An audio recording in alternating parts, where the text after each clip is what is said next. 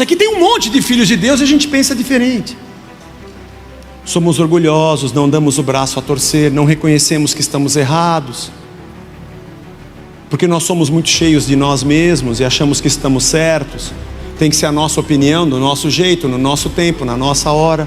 Eu brinquei aqui com o curso de noivos, que é difícil, mas você precisa de um dia ser uma mosquinha para assistir um aconselhamento de casal. Quando se aconselha dois casais que estão para se separar, os dois estão certos. É muito difícil. Você pode fazer o que você quiser. Isso não é livre-arbítrio. Fazer o que você quiser é dar plena vazão à sua escravidão a você mesmo. Você tem um desejo e você quer realizar o seu desejo. Isso não é livre-arbítrio. Livre era você poder mudar o seu desejo. Aí você seria livre mesmo. Aí seria.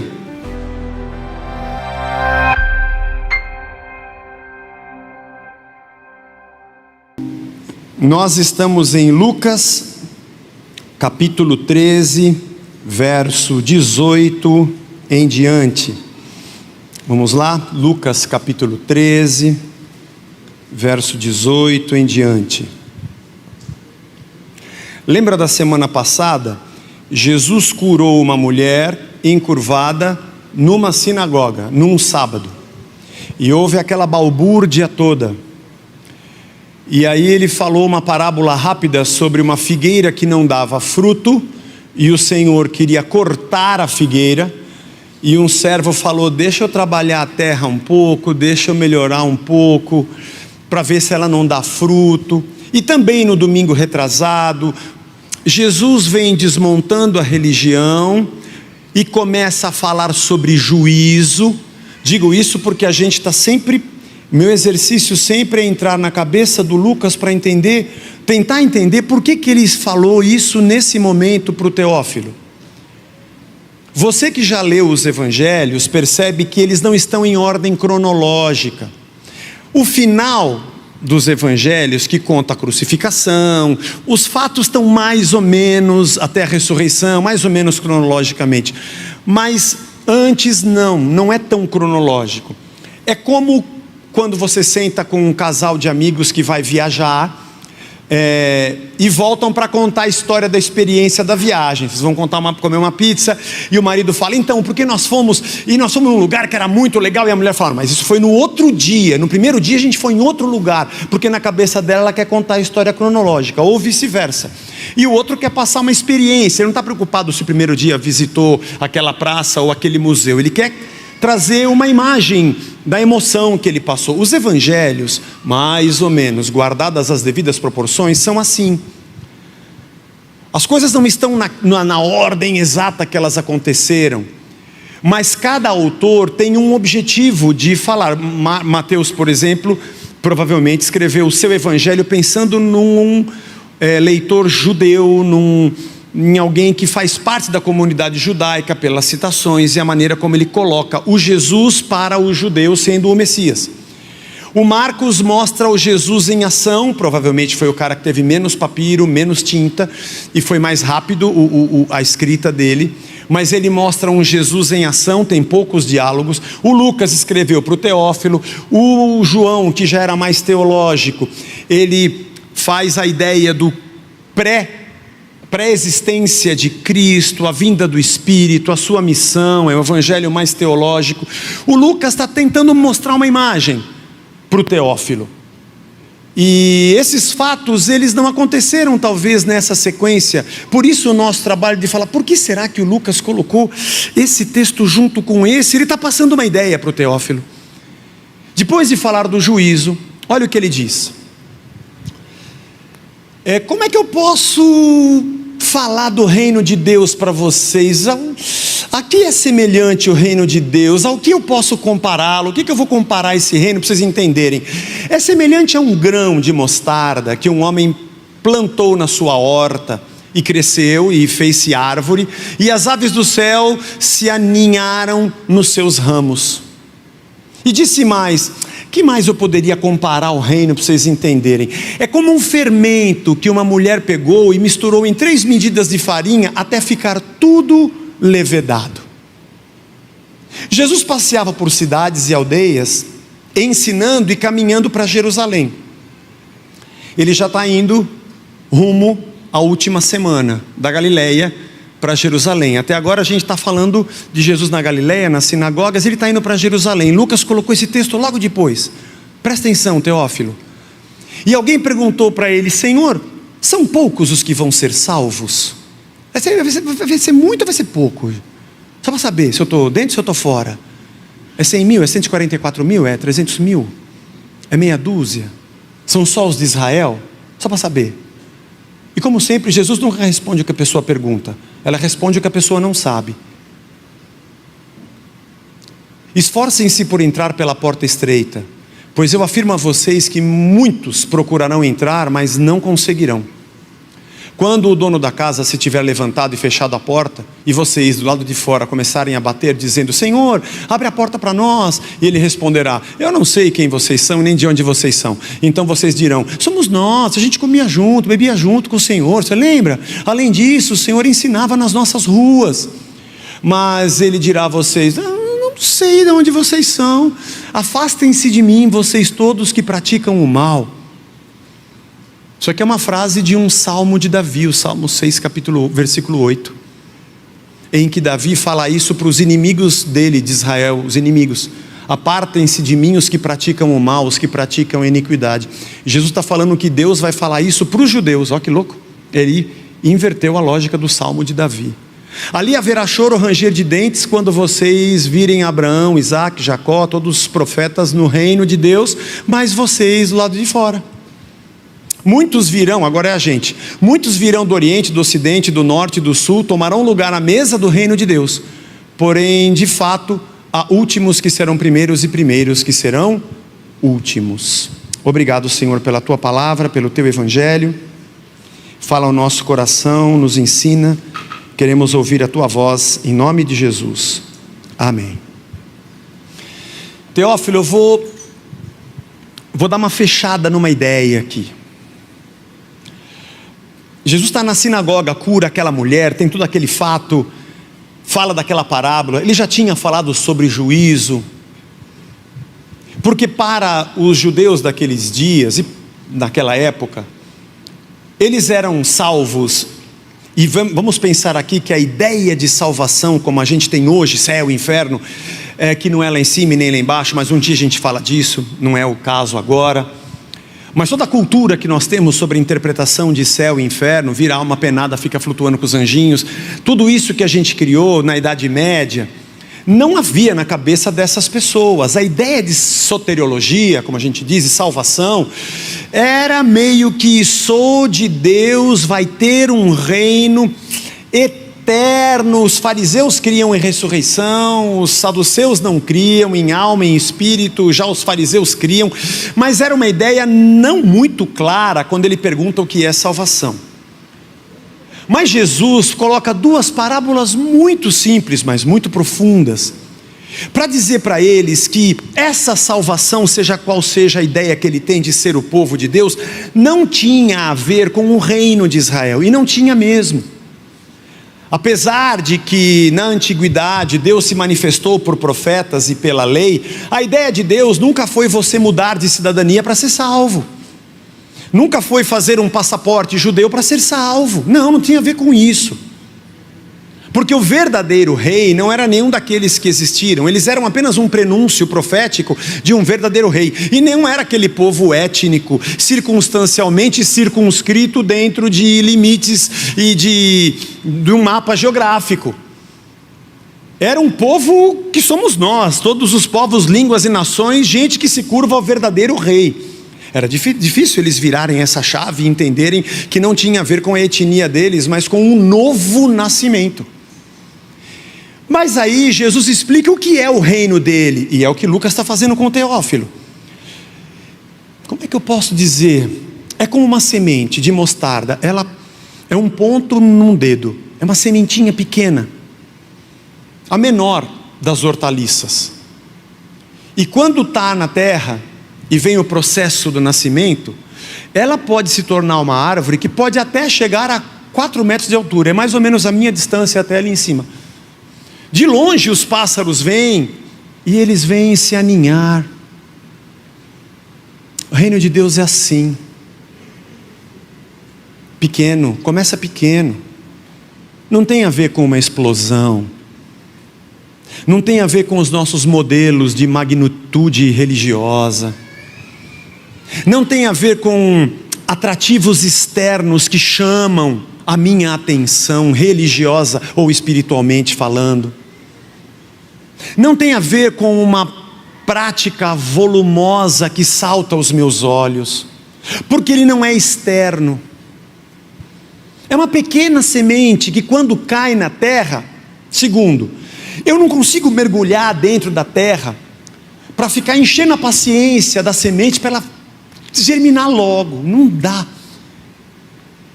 É um processo biológico, natural, que acontece lá embaixo da terra, que a gente não tem o que fazer. Você já fez a experiência, você sabe disso do que eu estou falando. Você colocou um feijãozinho no algodão dentro de uma lata de sardinha e você fez a experiência na escola. Meu professor de ciências, o Toninho, não esqueci o nome dele, a gente fazer um relatório, dia 1, dia 2, dia 3, o que acontecia? Então, o primeiro dia, sei lá, não aconteceu nada. Segundo dia, não aconteceu nada. Acho que lá para o terceiro, quarto dia, o feijão cresceu, estufou, e vai, primeiro broto, e vai indo. Eu lembro que ele mandou a gente plantar duas. Uma tinha que ficar dentro do guarda-roupa fechada, sem luz, e a outra do lado de fora. Uma cresceu branca, porque não fazia fotossíntese, e a outra ficou verde. E a gente tinha que fazer o relatório. Não tem o que você fazer. Hoje você decidiu que vai andar com Cristo. Amanhã você vai para o trabalho e você é a mesma pessoa. O fato de você ter ido a uma igreja no domingo não significa nada. E quem te conhece na segunda, te conhece o mesmo que você sempre foi. Mas, na outra segunda, e na outra segunda, e na outro ano, devagar, alguma coisa vai brotando na sua vida. E esse reino cresce na velocidade da vida, na velocidade de Deus. Forma dentro de você algo que a princípio parece ser tão frágil, tão pequeno, mas que vai se enraizando para dentro e florescendo para fora. E quando você descobre o reino, você descobre que não há outro lugar de segurança, proteção, de abrigo que não o reino. Independente de você ter mais dinheiro, menos dinheiro, de você ter um seguro de vida ou não ter, do teu carro estar no seguro ou não, e se você puder esteja, se você não puder, paciência. Mas apesar de todos os tipos de segurança que esse mundo tem, como é que eu atraio uma pessoa, como é que eu mantenho uma pessoa perto de mim, as nossas loucuras, apesar de tudo eu me sinto seguro, abrigado no reino, inexplicavelmente.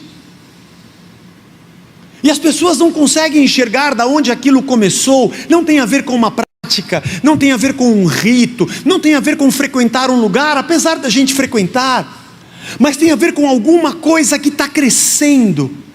E é interessante, quando eu encontro gente do reino, a gente se vê como abrigo um do outro, sabe?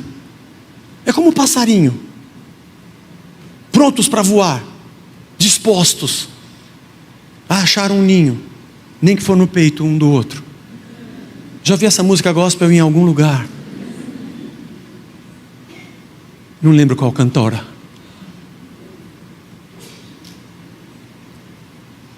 Não sei se o Emicida sabe, mas isso é uma ideia bíblica. Isso é uma ideia bíblica. Não com essas palavras, mas a ideia é bíblica. Mas ele é de Deus? Não há nada nessa existência que não tenha vindo de Deus. Pode ser que a pessoa nem saiba. Isso não importa. Mas muitos vão ser salvos ou pouco. Não é problema meu. Eu só identifico aonde eu vejo algum sinal do reino. O legal é quando eu descubro e a pessoa não sabe, eu tenho um papo muito legal para levar com ela. Você sabia que isso aí tem a ver com reino? Que reino? Reino de Deus. Não quero saber de igreja, nem eu. Por isso que eu estou falando com você. Não tem a ver com uma etnia, não tem a ver com uma placa, não tem a ver com um território. Tem a ver com uma semente, que acho que você nem sabe, mas você comeu dessa fruta em algum lugar. E o reino é como um fermento, que um pouco de farinha com água mergulhada dentro da água potencializa aquela levedura, que é uma bactéria unicelular, que ela consome açúcares ou carboidratos e ela produz álcool etílico e CO2. Ô Zé, mas quando eu como pão eu não fico bêbado, porque você assou e ele evaporou. Se não, você encher a cara de pão. Já pensou? O marido chega em casa à noite, onde você foi? Na padaria. Não, é por isso. Mas o gás, o CO2, ele não consegue sair da massa, então ele cria aquelas bolhas. É por isso que o pão leveda, cresce. Levedar significa crescer. E quando ele pega aquele pedacinho e coloca numa medida de farinha, amassa bem para espalhar. Eu não sei, eu nunca conversei com uma bactéria. Eu já conversei com pessoas que têm uma mentalidade de bactéria. Isso já aconteceu. Mas não era uma bactéria, era multicelular a pessoa. O cérebro acho que era unicelular. Foi um papo sobre política. Mas eu acho que as bactérias conversam. Quando chega as bactérias da levedura cheia de vida, conversa com as bactérias que estão na massa meio dormindo. Acorda, vamos levedar isso aqui. E elas vão se contaminando. E aí pega, a massa toda cresce. Depois de algumas horas você olha e tudo cresceu. Porque aquela levedura colocada e amassada no meio da massa, ela vai se espalhando por todos os lugares. Assim é o reino. O reino de Deus não é uma regra sobre qual deve ser a sua profissão, não é. Mas o reino de Deus em você vai fazer você agir na sua profissão diferente. O reino de Deus não é para dizer para você se você pode trabalhar no bar que vende bebida alcoólica ou não, isso é besteira. Mas o reino de Deus vai te fazer um tipo de barman diferente. O reino de Deus não vai dizer se você pode tocar violão ou não, se você pode compor música ou não, mas se o reino tiver em você, o jeito que você vai fazer a sua arte vai ser diferente. O reino de Deus também não diz se ouvir rock and roll é pecado ou não é pecado, mas o reino de Deus vai te dar consciência de como você ouve e o que você ouve, porque sim e porque não. O reino de Deus toca todas as áreas da nossa existência. Por isso que eu não faço separação, isso aqui é santo, isso aqui é profano. Não existe isso. O que existe são pessoas que receberam uma semente, o reino cresceu nelas. O reino de Deus é o fermento, disse Jesus. O fermento é o reino, que vai tocando todo o resto da massa. O reino de Deus não é sobre política, mas quando aquele que é político tem o reino dentro de si, o jeito que ele faz a política é bem diferente. Eu não estou falando a religião que ele é, pode ser até evangélica. Eu estou dizendo o reino. O reino é um governo, é um comando. Ele cria cidadãos que foram tocados, levedados. Cada dia aquilo vai acontecendo de um jeito diferente. E quando nós olhamos para o tamanho da árvore, para o tamanho da massa, a gente percebe que Ele tocou tudo na nossa vida. Eu não tenho para você aqui uma oração de poder. Zé, você tem oração de poder? Porque tem uns que tem uma oração sem poder, oração xoxa. Oração xoxa. Eu não senti nada, não recebi nada. Agora o outro, quando orou por mim, parece que eu tomei um coice de mula. O cara acho que era boiadeiro, tinha até um chapéu. Desculpa, irmãos. Não podia, né, Ti? Minha esposa está ali na primeira fila. Ela fez assim, ó. Será que dá processo, irmão? Se não, deixa, depois não precisa editar, não. Mas enfim, nós vivemos num mundo assim, ó. Eu quero assistir um vídeo, eu quero fazer um curso, eu quero ter alguém que seja coaching e que mude a minha vida. Porque se você ver esse curso, em 6 lições, em 3 meses, você será um empresário que vai fazer o seu primeiro 1 milhão na vida. E ali está um jovem de 18 anos, que tem 38 de experiência, apesar de ter 18, que já ganhou o primeiro 1 milhão. E a gente quer coisa rápida. Não. Se você veio aqui hoje para receber uma carga de energia, tipo a bateria está fraca, tem que fazer uma chupeta e... Não tem, irmão. Eu tenho para você o reino. Só tem o reino. Semente de mostarda. Mas não pode ser mais rápido? Pode, se for de queijo, carne, palmito. Tem carne com cheddar, carne com queijo. Pastel a gente frita em 2 minutos. Mas vida de verdade vai ter que andar. Vai crescendo e tocando. Vai mexendo aqui, vai mexendo aqui. Eu tenho uma alegria, uma satisfação. A gente está recebendo muita gente nova, que com a pandemia acabou nos conhecendo. Bem-vindos. E aí a pessoa fala assim: Zé, eu me sinto tão aconchegante aqui. E eu sempre faço essa mesma piada. Eu falo: olha, nós tínhamos que ter 8 aparelhos de ar-condicionado pelo projeto. Nós temos 4 que foram doados. Deus abençoe o irmão que nos doou. A semana passada aqui estava tão quente no batismo, que quando o pessoal viu que a água era gelada, eles queriam batizar mais rápido. Por isso eu vi que tinha muita gente. Eu posso batizar de novo? Eu estou arrependido de ter vindo aqui, porque está muito quente. Mas a gente não tinha bata suficiente. Nossas cadeiras são cadeiras simples. A sua cadeira já quebrou com você sentado? Quantos aqui já quebrou com você sentado? Já. Quando quebra, porque essa nossa cadeira, a gente comprou ela barata. Ela quebra bem no meio. Quando ela quebra bem no meio, faz um clique, e ela mastiga a sua carne aqui. Já aconteceu com você? Ou pega a sua blusa, e aí você quer levantar e fala: não consigo sair da igreja, alguma coisa me prende aqui. É a cadeira. O Senhor está me chamando. Não, a cadeira quebrou atrás. O ruim é quando quebra no assento, né? Que ou ele mastiga a sua perna.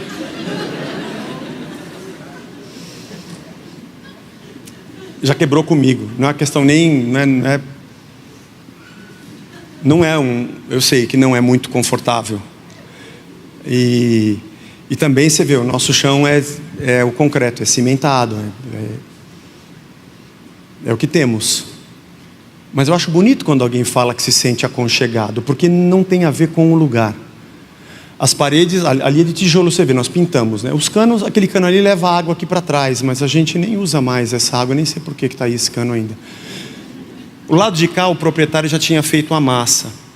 O lado de lá faz 12 anos, a gente não fez ainda. Mas nós pintamos, ficou mais aceitável. Tem um pedacinho ali com massa, você viu? Ó, porque eles tinham feito, eu não sei porquê. Eles não continuaram, ficou só aquilo mesmo.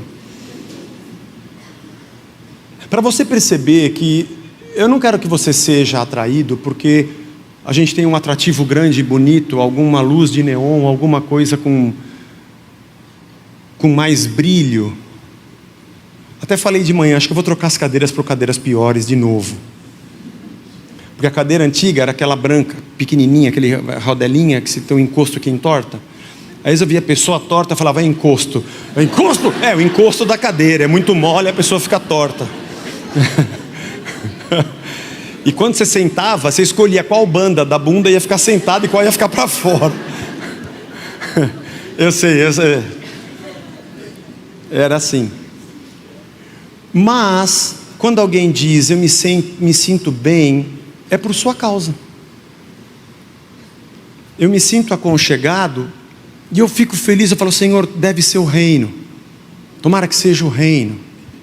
A alegria, o abraço, a amizade, de gente que vem voando de longe e quando vê a árvore fala: eu quero colocar o meu ninho aqui, eu quero ficar aqui. No reino espalhado pelo mundo, nós somos só um raminho. Casa da Rocha é uma florzinha, um raminho, mas tem gente ali perto. Que seja assim simples, pequeno, mas andando, crescendo, levedando, cobrindo, amando. E aí o Lucas emenda essa narrativa, que tem uma pequena parábola, de alguém na caminhada andando com Jesus para Jerusalém. Devia ter tudo na cabeça, o negócio do juízo, o negócio da figueira que ele vai cortar, o que ele falou do reino, e Jesus devia estar falando alguma coisa sobre isso. Ele falou: posso perguntar um negócio, Jesus? É muito ou é pouco que vai ser salvo? Só para entender. E Jesus poderia ter respondido: são muitos ou são poucos? Resposta é simples, e Jesus sabe o número. Se ele não sabia, ele sabia. Quem sabe? Pai, quantos são? 144 mil. Podia ter feito isso, mas ele não fez. Ele respondeu o que a pessoa não perguntou.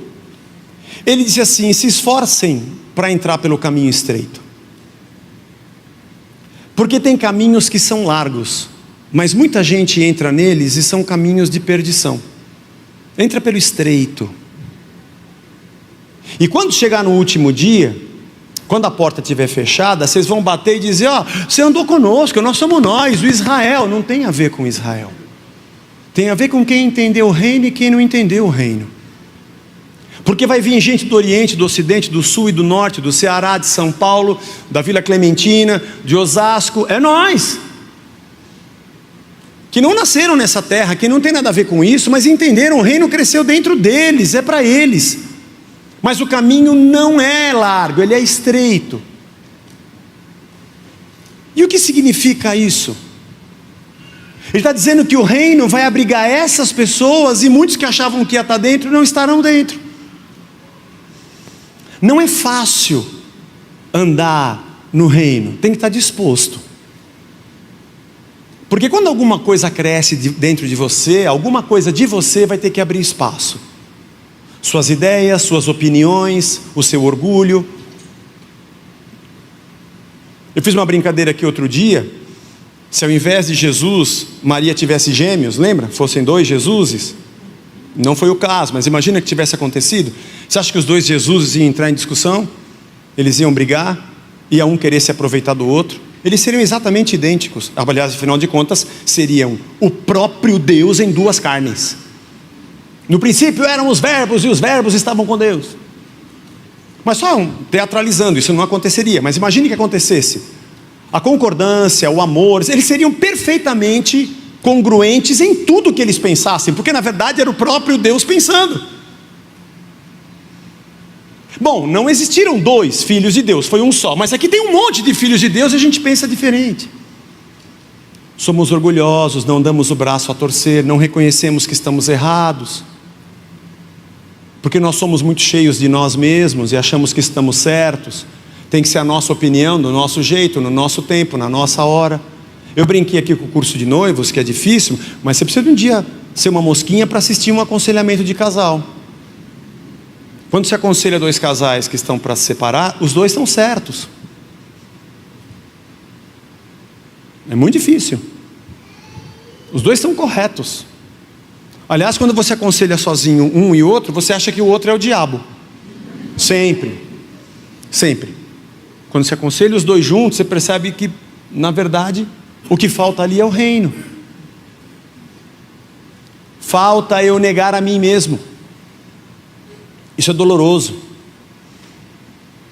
Dizer para mim mesmo: eu estou errado, é difícil, dói. Eu não presto. Senhor, esse negócio passou pela minha cabeça. Que raio de ser humano que eu sou para acolher dentro de mim um sentimento desse? A gente não faz isso. A gente quer justificar o nosso sentimento. Outro dia me perguntaram sobre livre-arbítrio. Eu estou perdendo a hora. Não, ainda dá tempo. E eu falei assim, não, livre-arbítrio não existe. Você tem uma livre agência, que a gente chama de livre agência. Você pode fazer o que você quiser. Isso não é livre-arbítrio. Fazer o que você quiser é dar plena vazão à sua escravidão a você mesmo. Você tem um desejo e você quer realizar o seu desejo. Isso não é livre-arbítrio. Livre era você poder mudar o seu desejo. Aí você seria livre mesmo. Aí seria. Estou com uma vontade de vou fazer aquele negócio. E você, não vou fazer. Puf, mudei minha própria vontade. Mas aí você não precisava de Cristo, porque daí você mesmo se auto-salvaria dos seus pecados, dos seus erros, suas más decisões. Mas também, por outro lado, quando você cometesse algum, não teria salvação, porque não foi uma questão de escravidão ao pecado, foi uma decisão de quem é livre. Aliás, nós temos salvação porque não somos completamente livres, nós somos escravos do pecado, escravos do nosso desejo. O máximo que nós podemos fazer é dar vazão ao nosso desejo, mas nós não conseguimos mudá-lo. Se fosse assim, bastaria um passe de mágicas e o marido e a mulher se automudariam e seriam perfeitos um com o outro. Mas é estreito. Eu tenho que esmurrar o meu próprio corpo. Eu tenho que negar quem eu sou, pegar a minha cruz, que é o reconhecimento do pecador que eu sou, e tudo que eu carrego dentro de mim, aqui nas minhas memórias, nas minhas entranhas, na minha maldade, e dizer, eu preciso de Cristo. Eu preciso de Jesus na minha vida. Eu preciso ser livre por Ele, porque eu sou prisioneiro de mim mesmo. E quando alguém me diz, o que significa acreditar em Cristo? Eu digo, basicamente, é não acreditar mais em você. Eu não acredito mais em mim. As minhas soluções, as minhas ideias, as coisas que eu decidi na minha vida, as minhas opiniões, a minha razão, tudo que eu sou tão seguro de mim mesmo, eu não acredito mais em mim. Eu meto os pés pelas mãos e eu preciso de Jesus para que eu morra esse eu aqui. Estou crucificado com Cristo, Gálatas 2:20, e eu já não vivo mais. Tem uma semente aqui. Chegou um fermento aqui. Ele vive em mim. João Batista, importa que eu diminua e que ele cresça. Vai devagar. Calma. Não é passe de mágica. Aliás, você não chegou no estado em que você está da semana passada para essa. Você mora aí dentro com você a vida toda. E agora você quer procurar um lugar que te dê uma baforada de cachimbo gospel para que você transforme a sua vida num piscar de olhos. Esse produto eu não tenho para te vender. Tem quem vende. Se eu tivesse, ainda que eu tivesse, eu daria de graça, mas tem quem cobra. Dá para comprar. Eu não sei se é verdadeiro, não me parece duradouro. Eu não posso nem te garantir que tem Deus. Mas se você está mais preocupado com o que vai acontecer do que com Deus, vai atrás. Aliás, sai correndo que acho que ainda está tempo de você chegar lá ainda. Mas nós seríamos muito mais pacientes, compassivos, complacentes. Seríamos muito mais amorosos e misericordiosos se entendêssemos que o reino está tocando tudo. É devagar. Outro dia uma pessoa falou uma coisa para o Jorge lá no Tatuapé, ele comentou com a gente e eu não esqueci mais. Uma pessoa que chegou na igreja bem torta, e não era o encosto da cadeira. Não era o encosto. E depois se mudou para o interior e falou, olha, eu estou indo embora, mas eu gostei muito de estar aqui, o senhor sabe da minha história, e falou assim para o Jorge, essa igreja aqui, é uma igreja que a porta é bem larga, mas vocês pregam que o caminho é estreito. Ou seja, qualquer um pode entrar aqui. Eu entrei e vocês me receberam. Não tem problema nenhum. Eu não fui destratado, não teve nenhum preconceito comigo. Mas eu entendi a mensagem. A decisão é minha. Se eu estou a fim de pegar a minha cruz, negar a mim mesmo. Obrigado. E eu falei, é uma boa definição para a gente. Igreja de porta larga, mas que prega o caminho estreito. Para você ver como a porta é larga e qualquer um pode entrar. Eu sou pastor aqui.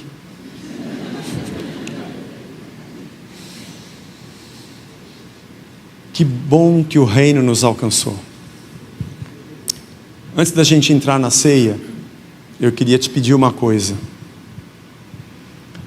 Se por acaso você, estando aqui há muito tempo ou há pouco tempo, você se sente bem, não no lugar, pelo lugar, de estar entre essa gente, se você se percebeu acolhido e abrigado, se você percebeu compaixão, amor, tolerância, misericórdia, justiça, verdade, transparência, mesmo que você não me conheça pessoalmente, porque a igreja não sou eu, não sou a igreja, nem o Vagnão, ou o Gerson, a Mônica, ou o Pedro, ou qualquer um aqui do Louvor, ou Silveira, não.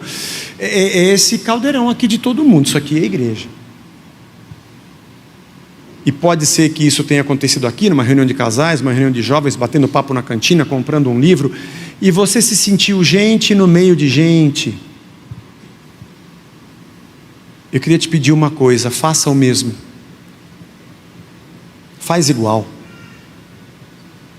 Pode ser que hoje alguém esteja repartindo com você uma sabedoria da Escritura, um abraço, uma oração, ou te ajudando com alguma dívida que você tem, porque isso a gente ajuda muito.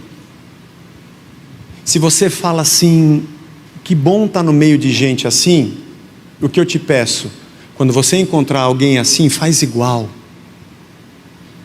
porque isso é o reino que está crescendo. Para que você nunca tenha nenhum tipo de orgulho de ser daqui, porque isso é bobeira. Mas você tem a alegria de um fermento que está levedando tudo dentro de você. E cresce a ponto dos nossos ramos irem ajudar a cobrir outros e abençoar outros. Para que quando alguém diga que bom que o reino chegou aqui, não seja eu, você, Casa da Rocha ou o prédio, seja o reino. E aí você diz para essa pessoa, mas eu tenho uma gratidão. Você fala para ela, beleza, faz igual. O que de graça você recebeu, de graça você dá. Tem dia que a gente corre para baixo dos ramos, e tem dia que a gente oferece ramo para alguém. Tem dia que alguém me abraça, e tem dia que eu abraço o outro. Mas esse é o único jeito de sermos comunidade da fé nesse mundo. Porque é só isso que é a igreja. O resto tem outros nomes, auditório, prédio, instituição religiosa, denominação, sei lá. Tem vários nomes que acabam dando sentido a inúmeras figuras que a gente capta dentro da religião. Mas igreja é isso aqui, é vida com vida, é gente com gente.